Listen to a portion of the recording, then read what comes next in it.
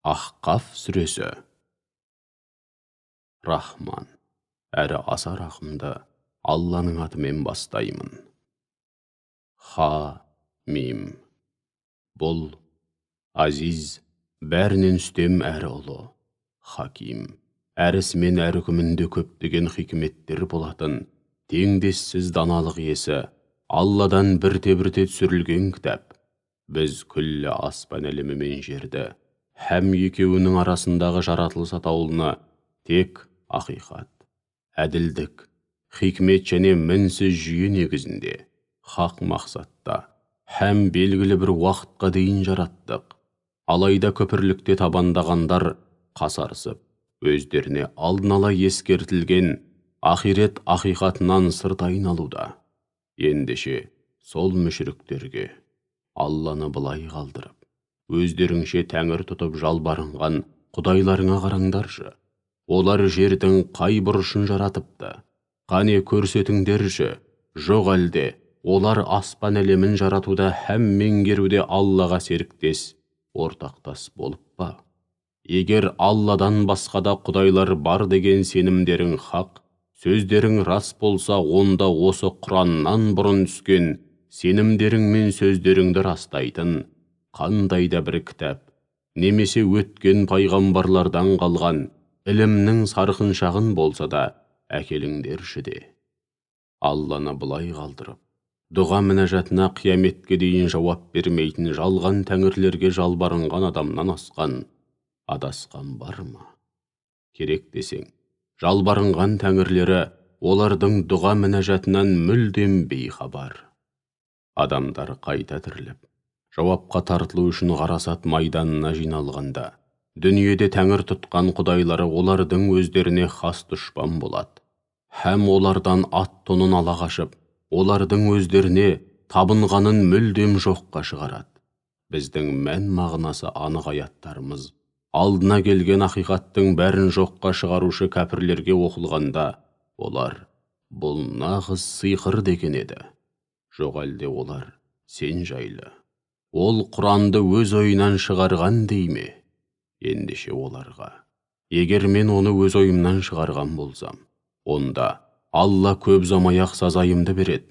Сонда сендер қанша жерден қаласаңдар да, маған төнген Алланың жазасынан мені арашалап қалада алмайсыңдар. Алла сендердің Құранға қатысты не айтып, не қойып жүргендеріңді бәрінен де жақсы біледі. Сендер мен менің арамда болған істерге куә ретінде бір өзі жеткілікті. Ол ғафур, құлдарының күнәлары қаншалықты ауыр болса да, тәубеге келген жағдайда өте кешірімді. Рахим, әсіресе мүмін құлдарына ерекше мейірімді деп айт. Уа Мұхаммед, сондай-ақ оларға мен ақиқатты жар салу үшін жіберілген алғашқы пайғамбар емеспін. Һәм өзімнен бұрынғы пайғамбарлар әкелмегенді әкеліп, сенім мәселесіне жаңалық енгізген демеспін. Мен келешекті де, өзімнің де, сендердің де бастарыңа не келіп не қоятынын да Алла өзі білдірмейінше білмеймін. Мен өзіме уахи етілгенді ғана басшылық қаламын. Сондай-ақ мен адамдарға ашық ескерту үшін келген анық ескертуші ғанамын деп айт. Һәм оларға, егер бұл Құран шынымен Алладан келіп, сендер оған сенбеген болсаңдар, сондай-ақ Исраил ұрпақтарынан да ақиқатқа көзі анық жеткен шынайы ғұламалар дәл сол сияқты бір кітаптың да Алладан келгеніне куә болып, Құранға иман келтіріп жатқанда, ілімнен жұрдай болған мына сендер тәкаппарланып оны мойындамай отырсыңдар. Онда өздерің айтыңдаршы, сендердің бұл қылықтарың ашық адасушылық, һәм барып тұрған зұлымдық емей немене деп айт.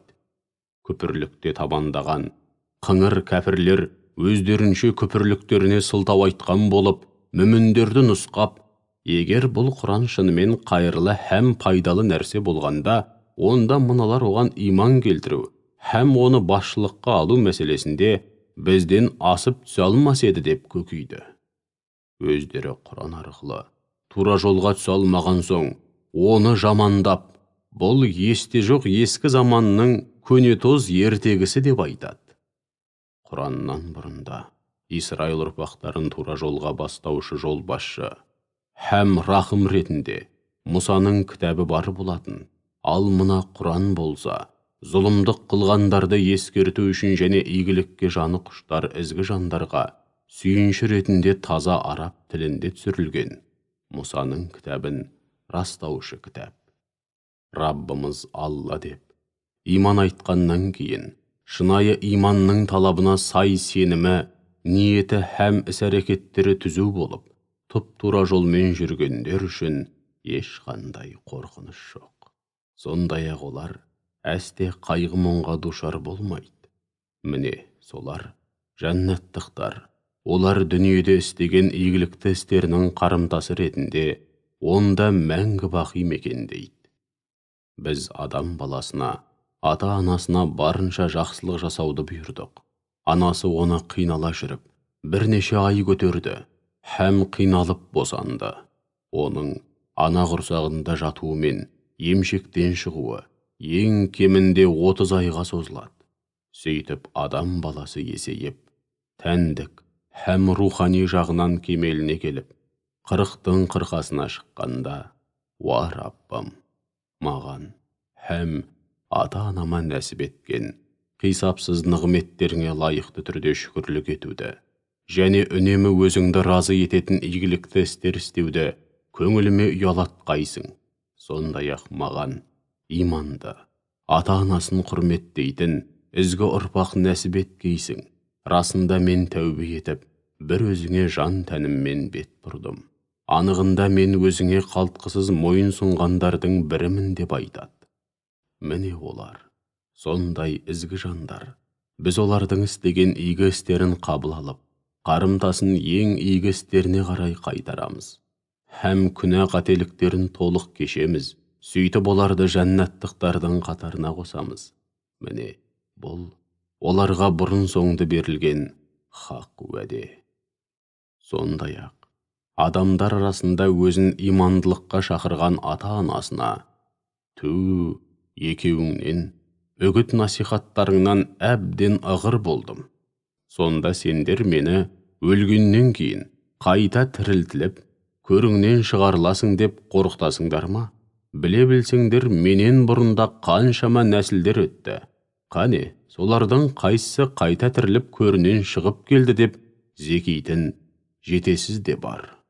Сонда да байғұс ата-ана бауыр еті баласының тура жолға түсуін тілеп, пәруана болып Аллаға жалбарынумен болады.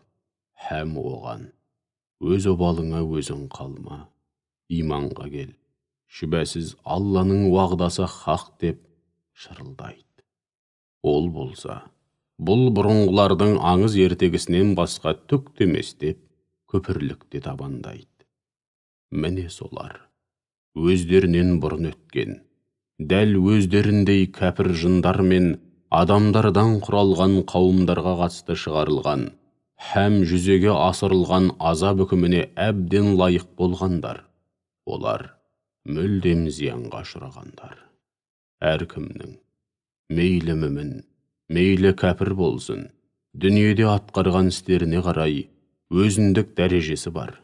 Нәтижеде Алла олардың қарымын толық қайтарады. Һәм ешкімге зұлымдық, әділетсіздік жасалмайды. Көпірлікте табандағандар жаппай тозаққа жіберілетін күні өздеріңе берілген бар игілікті дүниедегі тіршіліктеріңде ішіп жеп түгел тауыстыңдар. Және қызығын әбден көрдіңдер.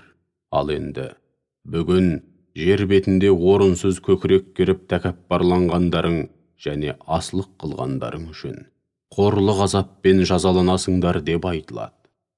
Уа Мұхаммед, ат қауымының туысы Худ пайғамбарды есің ал.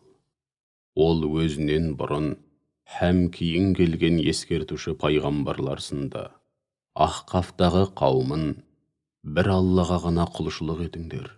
Расында мен сендерді алапат күннің азабына душар болама деп қорқамын деп ескерткен еді. Сонда қауымы оған, сен бізді құдайларымыздан бір жолата бездіру үшін келдің бе? Егер айтқан сөзің рас болса, бізге сес көрсетіп уәде еткен әлгі азабыңды келтірші. Маңдайымызға жазылған сол болса, көріп алайық деп қарсы шықты. Худ оларға: бастарыңа келетін сол бір алапат азаптың уақытына қатысты нақты мәлімет бір Алланың ғана құзырында. Мен сендерге пайғамбар ретінде не нәрсемен, яғни қандай нұсқаумен жіберілген болсам, соны ғана жеткізем. Алайда мен сендерді наданның ісін істейтін қауым деп білемін деп жауап берді. Ақырында олар өздері тілеген азаптың көкжиекті қаптаған бұлт кейпінде өздері жайлаған алқапқа қарай бет алып келе жатқанын көргенде, бұл бізге жауын әкелетін бұлт десті. Сонда Худ: жоқ, ол өздерің тезірек келсе екен деп асыға күткен алапат азап, ол сондай сұрапыл дауыл, ішінде жан төзгісіз азап бар. Ол Раббысының пәрменімен бәрін жермен жексен қылат деді. Нәтижеде олардың күлі көкке ұшып, тұқымы тұздай құрды. Сөйтіп кезінде дәурен кешкен жерлерінде жермен жексен болған жұрттарынан басқа көзге ілінер еш нәрсе қалмады. Біз күнәдан көз ашпаған күнәһар қауымды міне осылай жазалаймыз. Расында, оларға дүние байлық, күш қуат тұрғысынан сендерге бермеген мүмкіндіктерді нәсіп еткен едік. Сондай-ақ сендерге бергеніміздей, оларға да есту қабілетін, көру қабілетін, һәм жүректегі саналуан сезімдер нәсіп еттік. Алайда олардың құлақтары да, көздері де, жүректері де өздеріне титтей де пайда бермеді. Өйткені олар біле тұра Алланың аяттарына сенбейтін, ақырында өздері мазаққа айналдырған сол бір алапат азап өздеріне мықтап тұрып құрсау салды.